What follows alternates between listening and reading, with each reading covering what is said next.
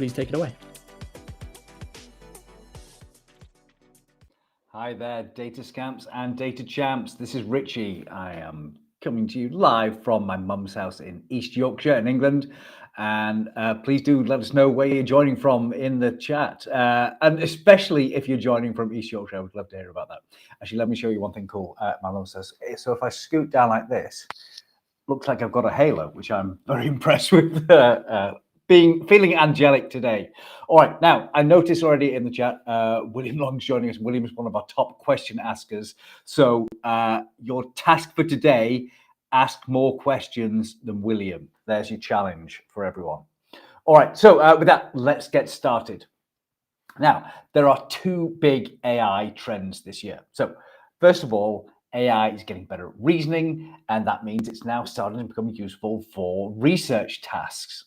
Secondly, AI is getting better at using tools, and that allows it to perform tasks autonomously as an AI agent. And so today we're going to make use of both of these things in order to create a deep research AI agent. And we're going to be using the LlamaIndex AI development framework for that. Our guest is Laurie Voss, the VP of Developer Relations at LlamaIndex. Hi, Laurie. Welcome. Hey, everybody. Wonderful. So we're basically going straight to the heart of it since Laurie's been working on the LlamaIndex framework that we're going to be talking about today. Laurie is a web developer turned startup executive turned data and AI evangelist. He's got 25 years of experience in tech, and he runs the developer relations team at LlamaIndex, as we mentioned.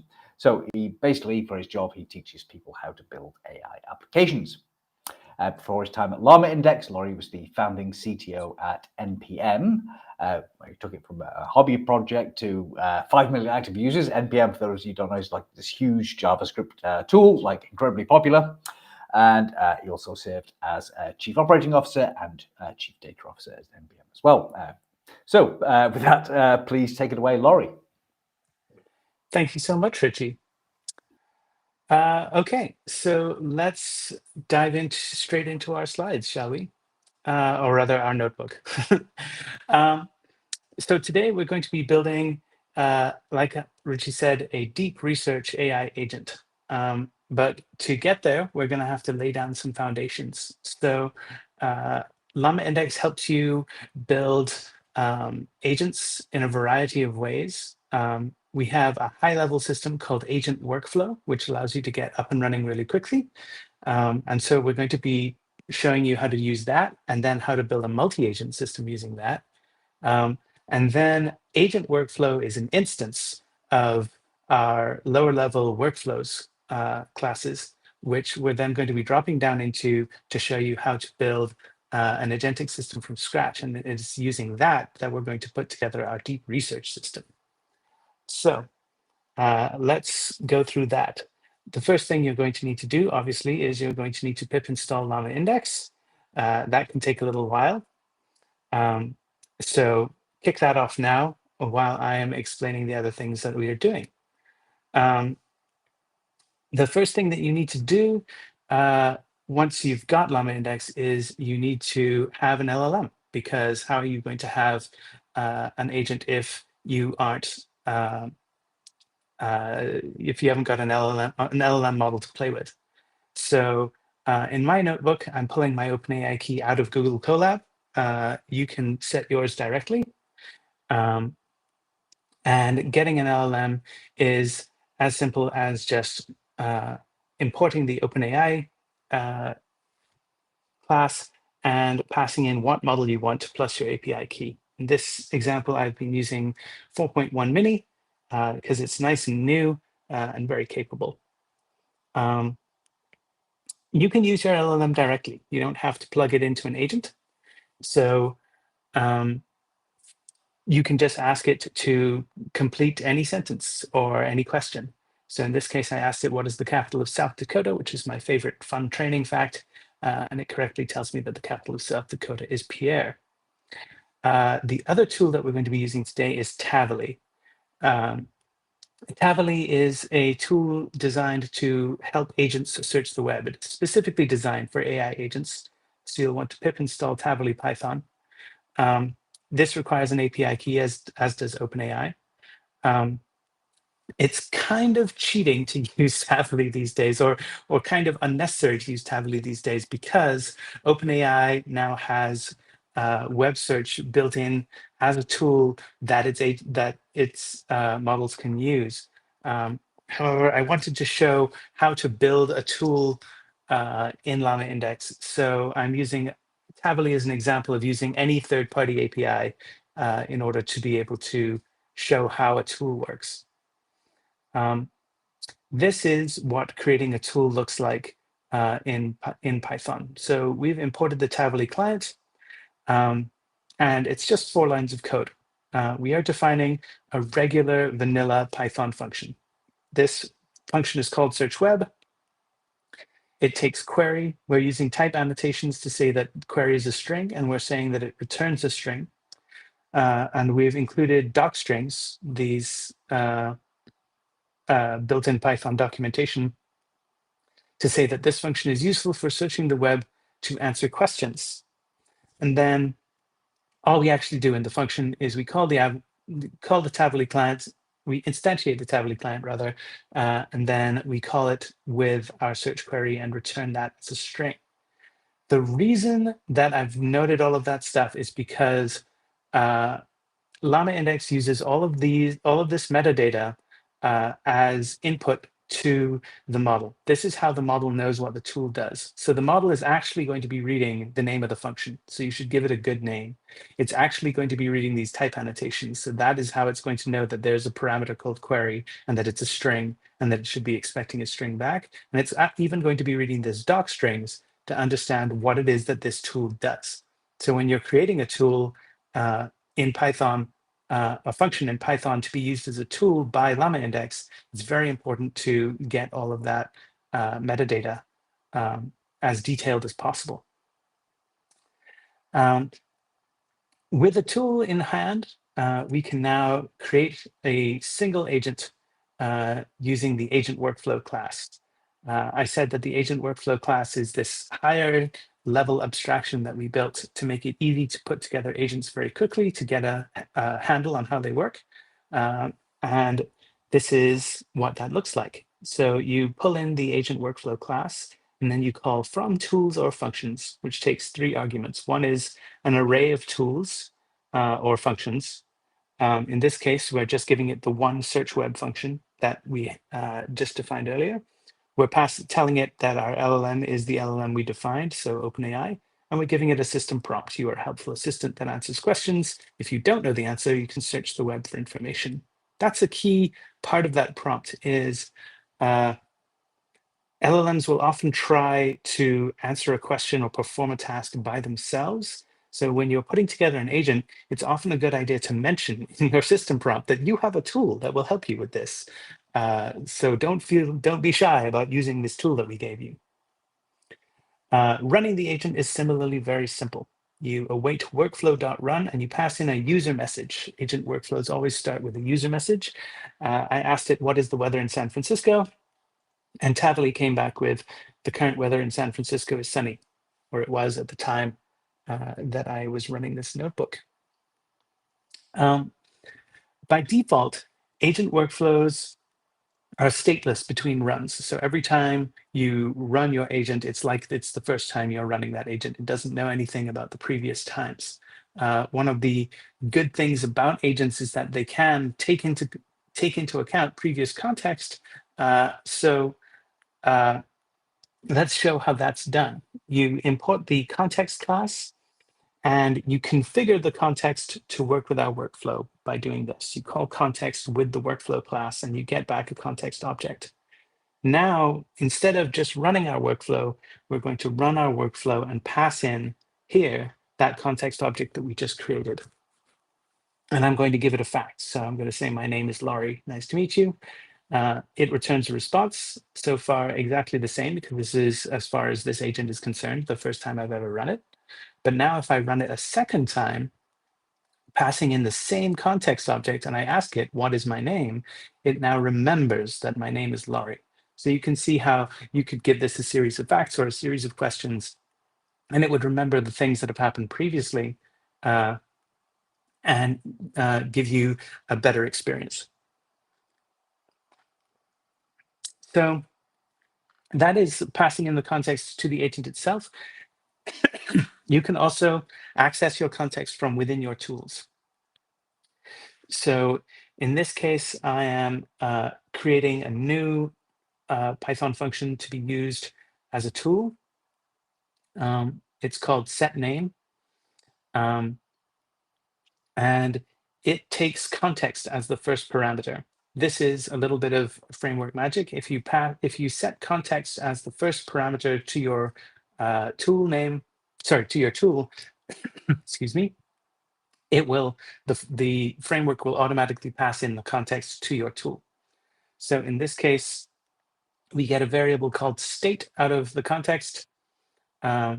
We set a key inside of that variable called name. And then we set the state back to the context. So that is what that tool does, is it, given a name, it sets that name into the context. So we create an agent workflow instance here with that function, an LLM, and you are a helpful assistant that can set a name. And we give it an initial state. This is new. So this is what that state variable is going to be set to when it begins. So it has a key called name, and the name is unset. Then we, like we did before, we configure our workflow, we configure our context. In this case, it's called the stateful workflow context. And we run it. We run our stateful workflow given that context. And we say, my name is Laurie. This agent has been told that it has a tool and that its job is to set a name. So it calls that tool. And we can prove that it called that tool because we can access the state object directly and get the state variable and print it out. And it says that the name is stored in state is Laurie. So the agent has correctly used the tool to set the name from unset to Laurie. One of the things about agents is that they can take a long time to run. They do a lot of thinking. They do a lot of back and forth. So for a good user experience, you don't usually just want to run a workflow and wait for the answer because the answer could take many minutes. So for a good user experience, you want to stream the output. You want to stream a series of events of how things are going inside the state of your agent so that your user gets a sense that something is happening. This is built into the way that agent workflow works and how workflows work in general. So instead of previously, we were running our workflow by calling run and awaiting the response. Instead of awaiting the response, we can just run a workflow, and what we get back is a handler. Now we can call for event and handler stream events, and it will give us a stream of various types of events about what is happening. In this case, we are calling, there are a bunch of built-in event types that you can get from this stream. One is called agent stream, which is a stream of text from the LLM itself. You can also, if you want to pull in agent input, agent output, tool call results, and tool calls, we'll see those in a bit. But in this case, running it gives us a stream of text as the LLM returns it. If I was running this live, you would see, each chunk of this text appearing as we go. We can see a little bit more detail by turning off those comments that I had put in to comment stuff out. And you get much noisier output. You can see what the agent input was, that it was a piece of text saying you are a helpful assistant. You can see that it's made a tool call. You can see what arguments it passed to the tool, which was current weather in Saskatoon. And you can see the query and the response and the eventual output. Note that the LLM decided what the input to the query should be. We didn't say, what is the current weather in Saskatoon? we said, what is the weather in Saskatoon? But the query that it decided to send to Tavily is current weather in Saskatoon. It made a decision about how to use this tool and what the arguments to that tool should be. So with streaming under our belt, one of the things that you want to do with an agent often is get a human in the loop. Agents are often doing very complicated things. Sometimes they need a human to check their work. Sometimes they need confirmation before they make some big action, like sending money or completing a purchase or something. And the framework has a built-in way of getting a human in the loop. This is a visualization of what an agent workflow looks like under the hood. We're going to see more of these visualizations later. But you will see that it consists of a series of steps, the blue rectangles, connected by events. The events are the green ovals, which are used to pass data from step to step. So you'll notice that the events, agent input, agent setup, agent output, tool call result, those are the things that we were outputting in the stream up here. The events get streamed back to the handler.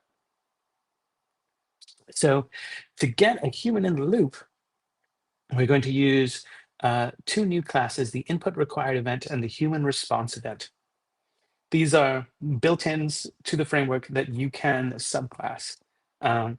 By default, they take strings, but you can subclass them to take any complicated data structure that you want. And in this case, we are setting up a new tool called dangerous task, a dangerous task that requires human confirmation. And what it does is it calls on the context, because we passed in the context here, it's going to call wait for event. So we give it a human response event, which is what it will wait for. And then we give it an input required event, which is the thing that it sends back out to the handler to wait for it. So the input required event takes a prefix, which you can set or not. It's just a convenience. And we can say, are you sure you want to proceed?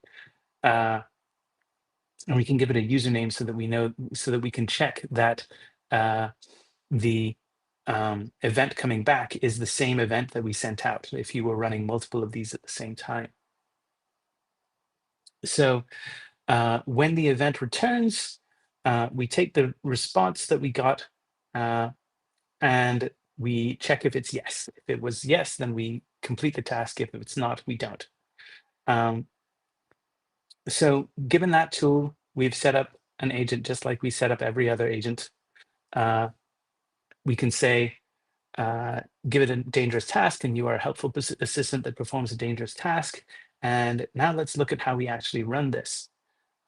Just like before with streaming input, we have set up a handler by calling workflow run. And now we're looking for an instance of that input required event. When we see that input required event, we know that the workflow is trying to get a human into the loop. So what we do is we call the Python's built-in input function, which asks for keyboard input. And we are using event.prefix, which is that string that we set up earlier over here. So this is the question that it will ask. We don't need to do it that way. We could have set up our input here with the string there, but it was convenient to pass it from the agent.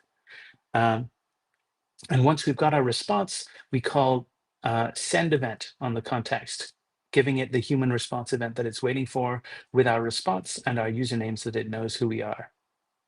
So what happens when we run this? We get our prefix coming out saying, are you sure you want to proceed? This was input via keyboard saying yes, and the dangerous task is being completed successfully. So now we have reached our first checkpoint. We have completed all of the things you need to do to use an agent workflow, and we've learned some of the tasks about workflows. But agent workflows don't just have to be a single agent. They can be a multi-agent system.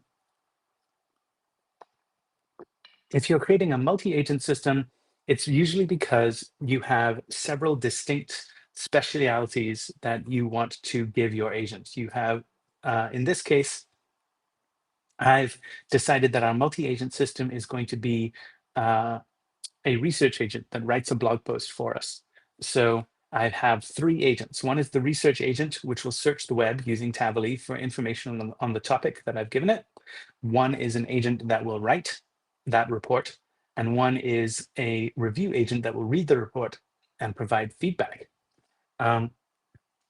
The actual agents that we're going to be instantiating here are going to be very simple, but in a real world case, you can see why you would do this. You'd want to give each of these agents a bunch of specialized logic, perhaps their own workflow, to understand all of the ways that they can research the web, all of the different things that they could do when they're writing, all of the different nuances when it's doing a review.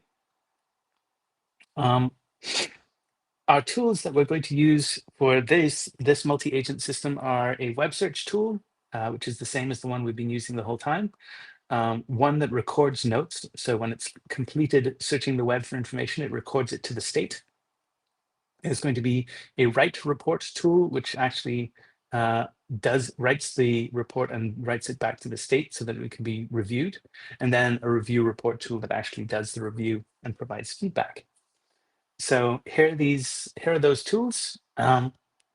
Again, they're just vanilla Python functions. The search web one we've seen before. The record notes one is very similar to the set name one that we used earlier. It gets the state. It sets research notes into the state, and then it says that that was recorded. The write report function is given the report written by the LLM, and it just writes it to the state as well.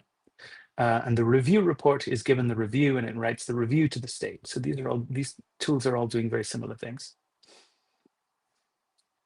With those tools defined, we can now create our agents. So there are 2 types of agent that you can use when you are creating an agent to be used in a multi-agent system with agent workflow. One is a function agent and one is a React agent. The function agent is the better one. It is able to use tools natively and gets much better results. Not every, it uses tool calling under the hood, which not every LLM model supports. So if you can't get function calling agent to work, then you can fall back to React agent, which works with every LLM. But in this case, we're using OpenAI, which definitely supports function calling. So we can use 3 different function agents. So I've set up our research agent.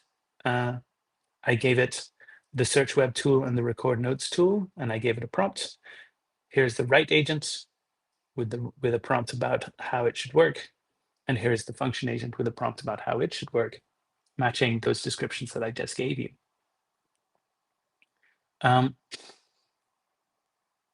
With our agents defined, we can now create our multi-agent workflow and run it.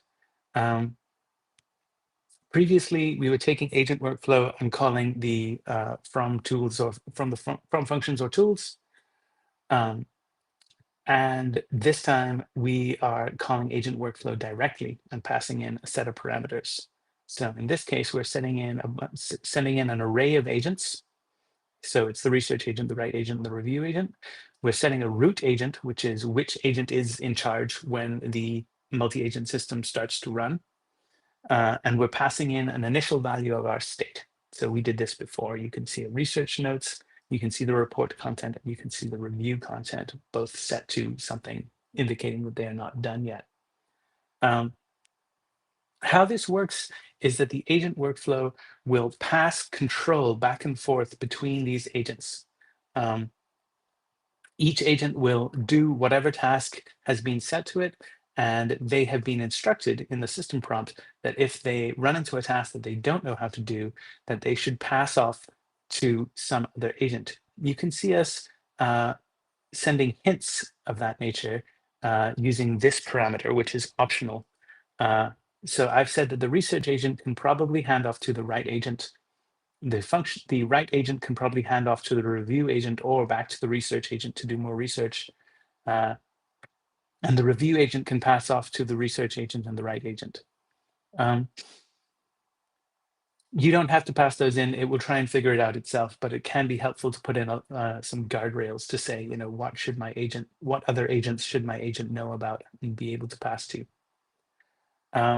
So we can now run our multi-agent system. Just like before, we're setting up a handler by calling agentworkflow.run, and we pass in a starting user message. I've asked it to write me a report on the history of the web. This is exactly the same as our previous event stream handling. We've just put in a bunch of basically pretty printing to give us a nicer set of log output when the agent is running. So when it sees an agent name, it will print out the agent name. If it sees agent output, it will print out the output nicely, and it will show what tools it's planning to use. Tool call results and tool calls are also going to be handled. So when we run that, this is what the output looks like. You can see a very pretty research agent starts off. It searches the web, it records some notes. It does that multiple times because it searched the web multiple times about different things. And then it has decided that it is done doing research. So it calls a special tool that we didn't have to pass in. It's built in, called handoff. And this handoff tool passes it off to a different agent. In this case, it has picked the right agent. That is the writer agent. The writer agent takes the stuff that is in the state, the research notes that has been set up earlier, and it writes a report, and then it calls handoff to the review agent, and the review agent decides that everything is cool with this report, and I approve the report as it stands. So this is what it is actually spit out. It has spit out some nicely formatted markdown with a reasonable summary of what has happened to the web since it was born. We can get the report itself because it's in the state as report content, and we can also get the review from the state. So this is our second checkpoint. We're doing pretty well for time. We've now successfully put together a multi-agent system using agent workflow. So agent workflow is designed to be a simple, easy jumping off point for putting agents together. So you can either just use one agent, or you can put together a simple multi-agent system where they can pass tasks back and forth to each other.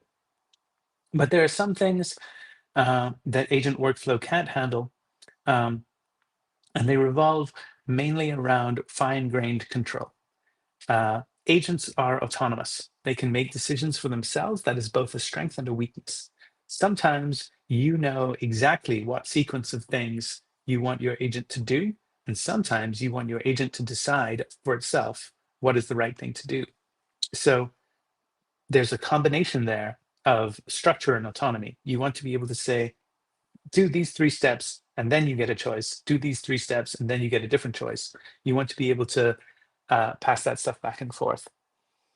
Agent workflow is also designed to just pass in and out strings, but you might want to pass in complex structured inputs and get structured outputs back. So, a complex JSON object in and a JSON object back out. If you were putting your agent under the hood into a larger piece of software.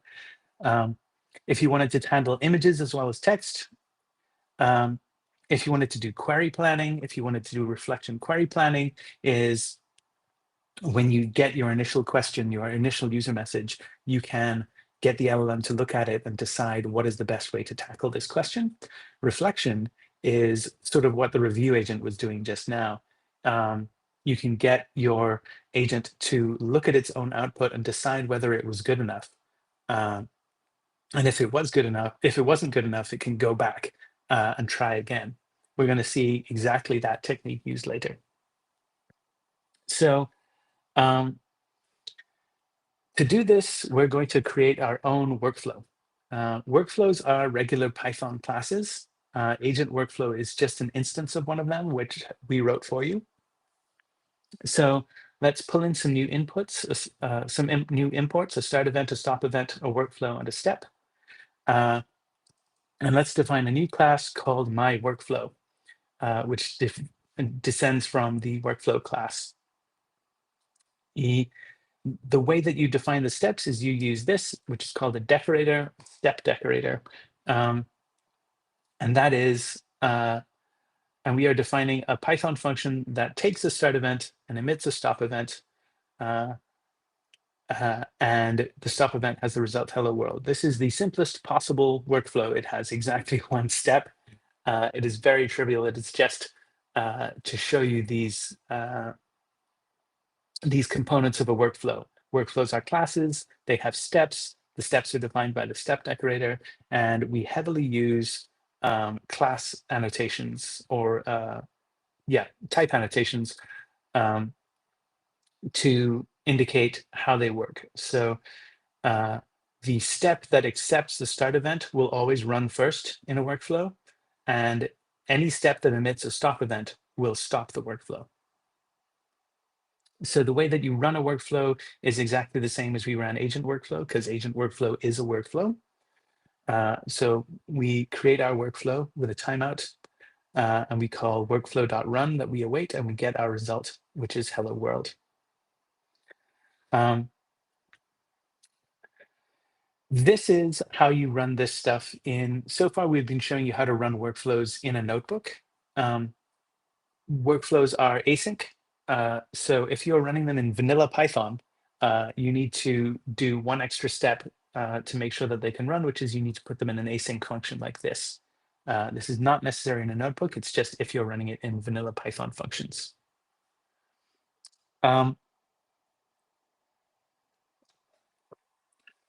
I mentioned earlier that you're going to see visualizations of workflows. This is a built-in feature of the framework. It will generate a picture of what your workflow looks like.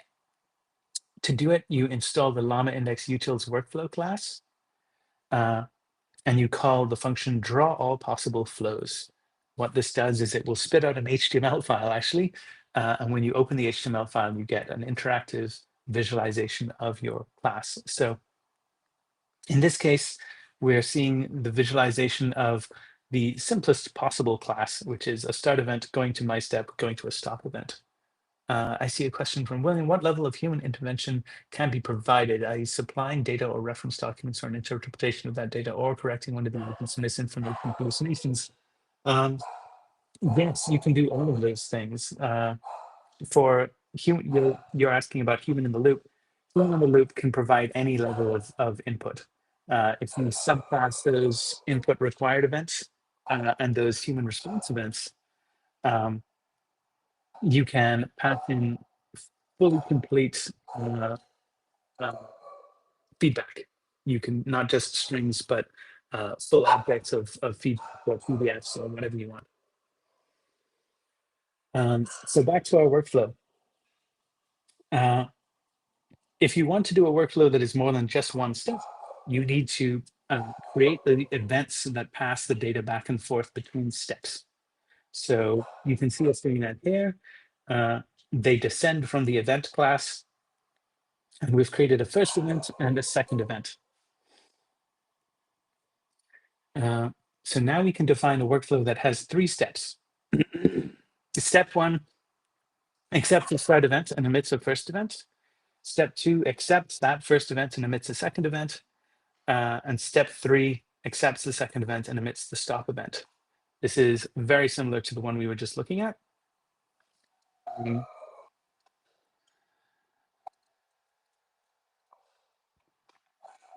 you run it just like you did before.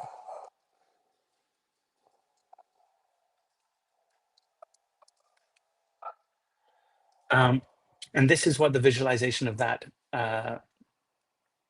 chain looks like. So you can see step 1 is passing a first event to step 2, which is passing a second event to step 3, which is doing a stop event. So this is a chain that we've implemented here.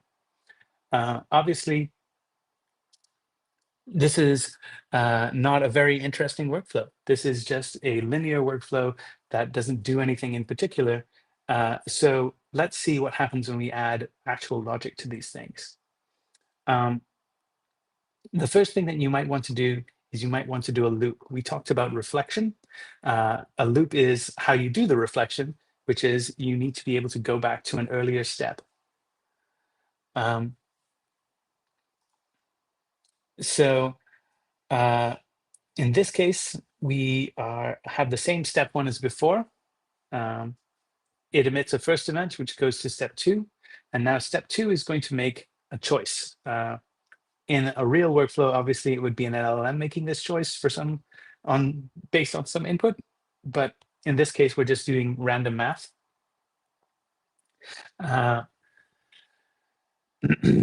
So depending on whether it gets a 0 or a 1, it will decide a bad thing happened or a good thing happened. If a bad thing happened, it will return a loop event. And if a good thing happened, then it will return a second event. So you can see in our type annotations that we have said that step one accepts either a start event or a loop event. This is how workflows knows what to do when an event is emitted. So if a loop event is emitted, then that will trigger step one again.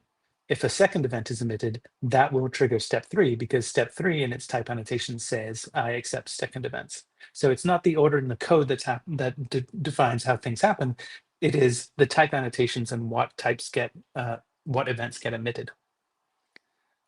So you can see in this run, it started the workflow. The first step completed, the bad thing happened. It went back to step one. The first step completed again. Then a good thing happened. So the second step was complete, and then the whole workflow was done. That's what this looks like when you visualize it. You can see step one goes to a first event to step two, which can do a loop event back to step one, or it can do a second event back to step three. Then it gets a stop event and it's done. The same logic that allows us to do loops like that allows us to create branches. So a branch is obviously just an if statement that your LLM can decide it wants to go one way or another based on a decision that the agent makes. So to implement an example of that, I've created some more custom events: a branch A1 and a branch A2, a branch B1 and a branch B2 event. And again, we're making a random decision in our start event whether we're going to go to branch A or whether we're going to go to branch B. If we go to branch A, we emit A1 event, which goes here. A1 event emits an A2 event, which goes here. A2 event emits a stop event. Or branch B1 will go to step B1, which will emit a branch B2, which will go to step B2. That's what this looks like when it visualizes. You can see the start event is emitting either one or the other of these, and then it's just a chain after that going to a stop event.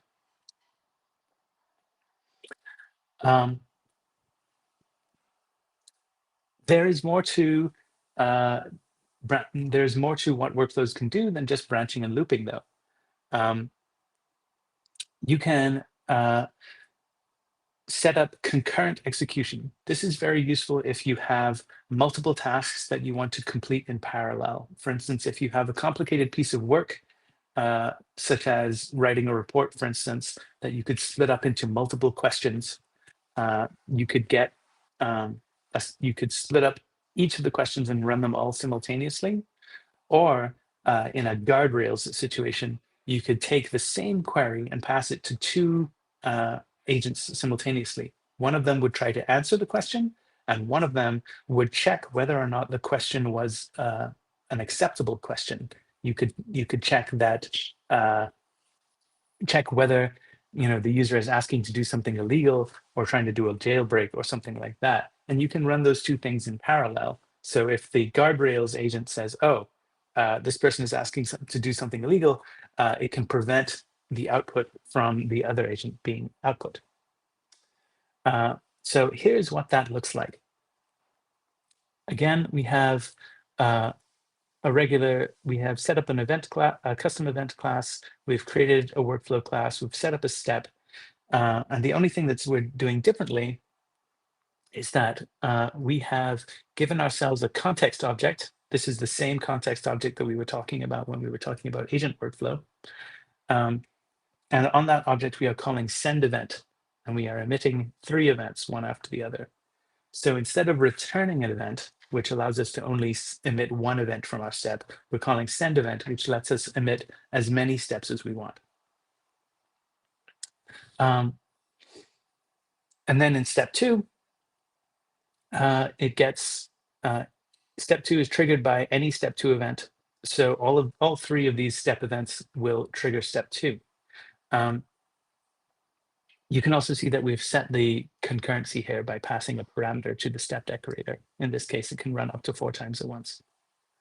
So we instantiate our parallel flow, we call run on it, and you can see that it is running each of these queries, running slow query 1, query 2, query 3. But a thing that happens here is the output. It returns a stop event, and we output the stop event, and we can see that the output is only query 1.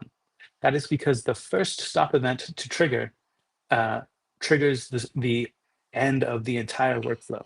So query 2 and query 3 never complete because query 1 finished first. Sometimes that would be useful, but more often you would want the output of all 3 of your events, which means that you should collect your events.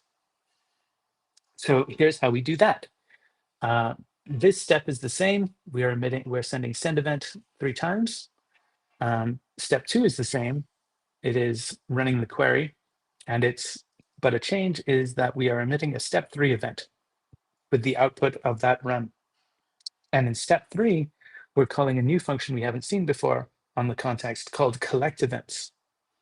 So collect events takes the event that you're looking at, and this argument is what events it should be looking for. So in this case, we've said you're looking for 3 different step 3 events.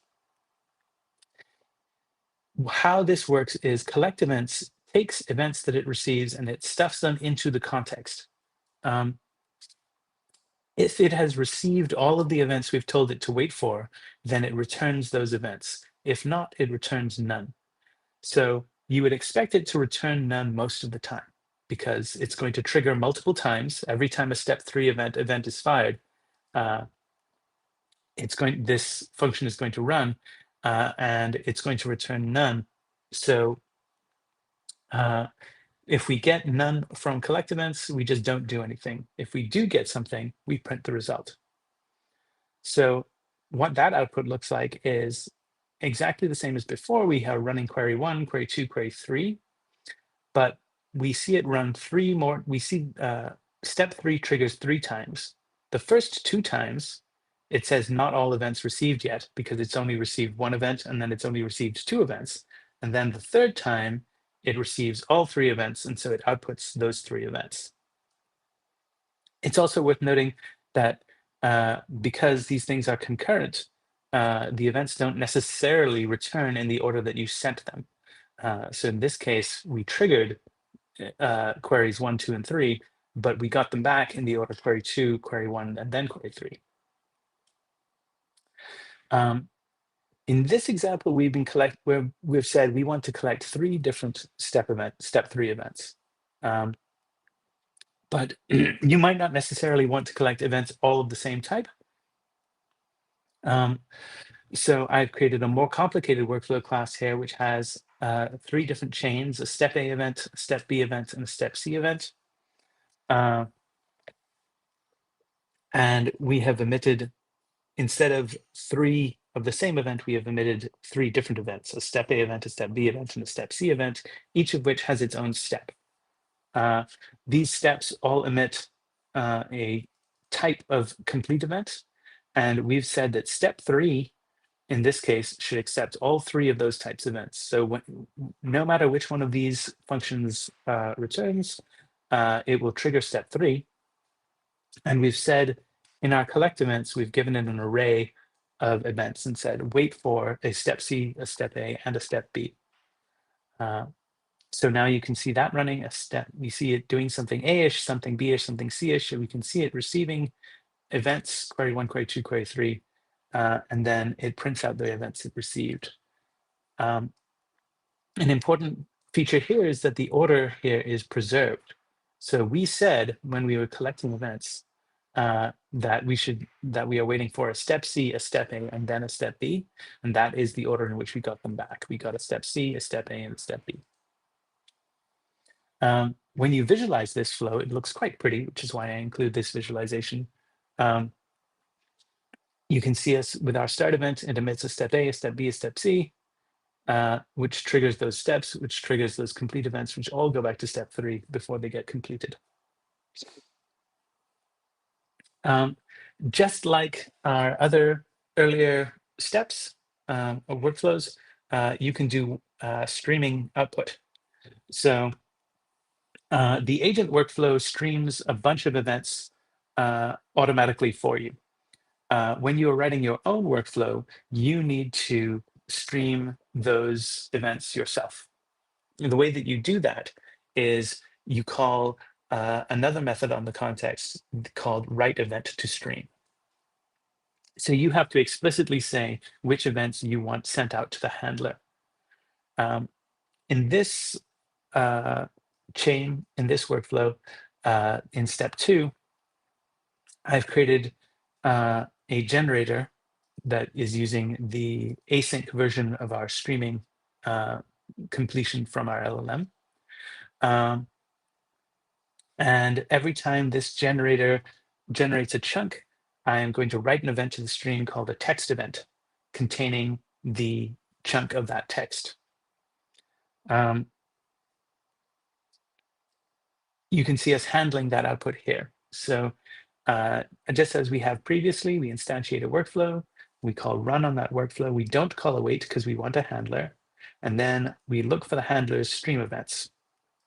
If we see a progress event, which you can see us sending here, we write event to stream a progress event saying step 1 is happening, then we output those. If we see a text event, we output those as well. So when we run it, you can see step 1 is happening, then you can see all of the output from the LLM, then you can see step 3 is happening, and then the final result. So cool, we have reached another checkpoint. You've now put together a workflow from scratch, and you've learned the primitives necessary to build any workflow. So at this point, you could put together a multi-agent system of your own just by having multiple steps with agents in them which talk to each other. Let's see if we can, in the time that we've got remaining, actually do that. So this is going to be our deep research multi-agent system. It's going to have 3 agents. One is a question agent, one is an answer agent, and one is a report agent. So the question agent is going to accept a research topic, and it's going to generate a whole bunch of questions that are necessary to write a report about that question. An answer agent, which is going to take each question and answer it. So we're going to need to call it many, many times in parallel. And then a report agent, which is going to take all of those answers. It's going to take all of those answers and generate a report. So we create this as a series of agents, just like we did before. We create a function agent with a system prompt, one for the question agent, one for the answer agent, one for the report agent. We give them all the same LLM. The function agent is going to have the search web tool that we created earlier because, the answer agent is going to have the search web tool that we created earlier because it's going to be the one that actually searches the web to try and get the answers to the questions. And we are going to create quite a complex workflow here. So it has generate events, question events, and answer events, as well as progress events so that we can stream things back to the user. We have a setup step, which emits a generate event, and then the generate event triggers generate questions,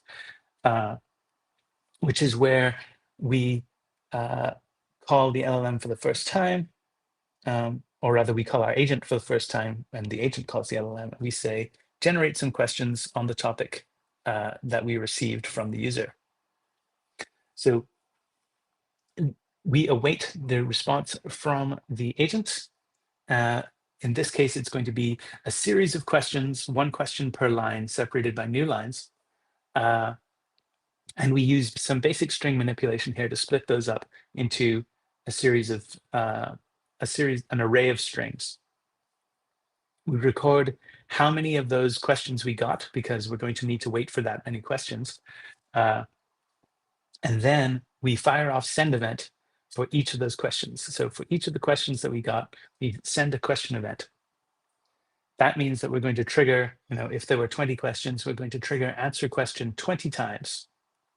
Answer question uses the answer agent, gives it a prompt, gives it the question, waits for the response, and emits an answer event. And here in write report, we see the collect events method that we were using before. We wait for answer events, and the number of answer events we wait for is the total number of questions that we set into the context earlier. If research is if research is none, that means that it hasn't yet received all of the events that it's waiting for. So we send a progress event saying that it's still collecting answers. If it's done, we say generating report. Then we pass all of the questions and answers to our third agent and say, hey, generate a full report. You can now see us running this. We're calling workflow.run, and we're giving it a research topic, a history of San Francisco, and we're passing in those 3 agents that we created earlier. And in our stream events, we are outputting progress events as we go, and then we're going to output our final result. So you can see a huge amount of output happens here. But basically, this is the questions and answers happening as they go. So let me scroll up to the top of the input, the output rather. So you can see it starts research. The research topic it received is the history of San Francisco, and then it receives questions and comes up with answers, one after the other. So it's collecting answers, it's collecting answers, it's collecting answers. All of that happens until finally it decides that it has received enough, and it generates the report. And our report is some very beautiful markdown containing an in-depth report on the history of San Francisco based on all of the answers that it just got. So that is a multi-agent system built from scratch using LlamaIndex. If you've got any questions, now is a great time to ask them. If not, there's one bonus section that we can go through that'll take us 1 minute more, in which we add reflection. But Richie is here to tell me we don't have time for that. All right, might have to leave that one as homework because we've only got a few minutes left, and I've got some questions for you. Okay. And I think the audience has a couple as well. I'd say that was really great stuff, and I very much enjoyed it. I thought we were going to be attacked by a pack of wild dogs halfway through, but we survived. I was hoping my noise cancellation would cancel out my dog freaking out, but I apologize. No problem. All right. One thing I'm curious is, so it seems like the multi-agent setup, you had a researcher agent, you had a reviewer agent, you had a reporter agent. Is that a common setup, or are there different ways? Like, how do you divide the tasks into different agents?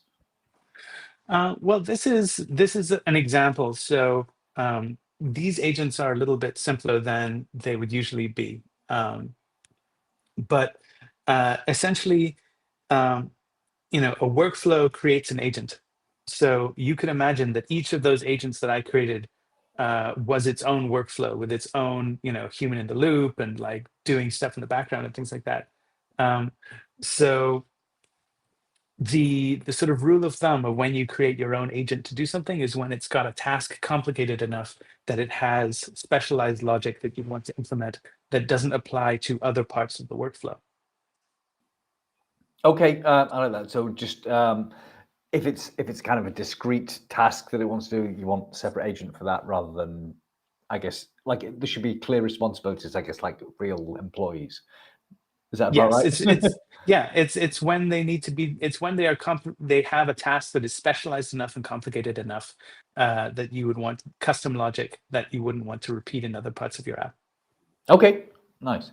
And the other thing is, so you made use of the idea of like a parallel workflow. Now, anytime parallel code happens, usually disasters happen or there's something complicated. So how much thinking do you have to do? Like, what do you need to do to make sure all the parallelization works? Well, the most of the pitfalls are handled for you by the framework because that's what the framework is for. the key thing, which I think I called out when I was talking about it, is you need to remember uh, that the order of the events that you get back is not guaranteed. So if you fire off 10 events, you can't be guaranteed that the 10th event you get is the answer to the 10th question you sent out. You need to make sure that you are preserving enough state in your questions and answers, or whatever task it is that you've received, that you know that what is this the output of. Okay, all right. So just as long as you don't care about like what the order is, they're sort of independent things. I guess anytime you want a for loop or something, or like a oh, never mind. Just yeah, anytime you do you don't care about the results, it's probably okay to do things in parallel. Then is that about right? Even if you do care about the results, it's possible to just make sure that your returning results stay what they were related to, so that you can put them back together into the order in which they were sent. Okay, all right, nice. The other thing is, so at the start when you were doing the simple example of like, my name's Laurie, then what's my name? It seemed like it was automatically remembering the conversation. So I'm just wondering, Yes. do you ever have to manually care about like what gets remembered and what doesn't? In fact, I think scrolling back, there was an audience question related to this. Let me put this on screen. So this was from William saying, is there a way to like control the preset states and context? So yeah, what happens if you want it to remember some things but not others? How do you manage that? That's an excellent question. The agent workflow will by default remember everything for you. That is sort of the agent workflow all over, is that it's doing a convenient basic thing on your behalf. Um, if you want to be specific about what things get remembered into the context and what things don't get remembered, then you want to build your own workflow, and you can manage what gets set by using the context variables. You can just say this gets remembered, and when you are passing stuff to your agents or to your LLM, you pull stuff out of the context and say, here's the specific stuff that I wanted remembered. Okay, all right. So you do have that fine grained control when you want, but by default, it's just like everything's handled for you. You don't need to worry so much. Okay. Yes, by default, it just tries to remember everything. All right. One more question for me before we wrap up. So you mentioned you had there's a function agent and there's a React agent, which is like, so the function agent's the sort of the one you want to use first. But can you just clarify what the difference between the two is? React is a pattern of interacting with LLMs, which existed prior to model creators handling tool use natively. So in a React pattern, it is literally just the LLM says, I am going to use a tool now, and that is enough for the code to actually decide to call a tool. It's a very basic pattern, and it's a little bit flaky. Okay. So the the first model, sounded good. It's like basic, very nice. I like that. Then flaky, not so good. yeah. So the model, that because React was how tool use was invented, but it was a little bit flaky. The model creators created native tool use, and that is what function calling agent does, and that is much more reliable. Okay, all right, nice. Okay, so we are coming up to time. Oh, there's one more question from Dietrich that we ought to cover. So, very interesting. Go along. Is there an introductory or advanced course about the subject available in the members area? So, yes, we do have some courses on agent, but I can't remember what the title is off the top of my head. There are tons of things coming on the way. So what you really want is probably developing LLM applications with LangChain. Actually, there's a whole series of courses on developing LLM applications. Oh wait, we've got a LlamaIndex thing on the way, I think, as well, which would be more appropriate given the session. Thank goodness. Yeah. Okay. Have a search If for they're AI looking agent in the bar. That's better. if they're looking for in-depth stuff, the LlamaIndex documentation has lots and lots of resources about building about going deeper into building agents with LlamaIndex. Absolutely, yeah. Basically, there's an AI developer skill track, so that's the thing you want, and it starts kind of from scratch. So yeah, plenty of courses. All right. Michael wants to know if this has to run in a notebook only, and no, this can run in vanilla Python. People have this in production as actual Python APIs. All right. Nice. Okay, so before you all dash off, tomorrow we've got a session on how to build your career in finance using Python. On Thursday, there's a session on how you run an AI transformation program, so slightly more management oriented. And then next week, we've got a session on the Thursday on enabling generative AI in the telecoms industry. So lots of great sessions coming up. Thank you once again, Laurie, for that session. Very, very informative. I very much enjoyed that. Thank you to everyone in the audience who asked a question. Thank you to everyone who showed up today. I will see you all again soon. All right. Cheers. Bye. Thanks, everybody.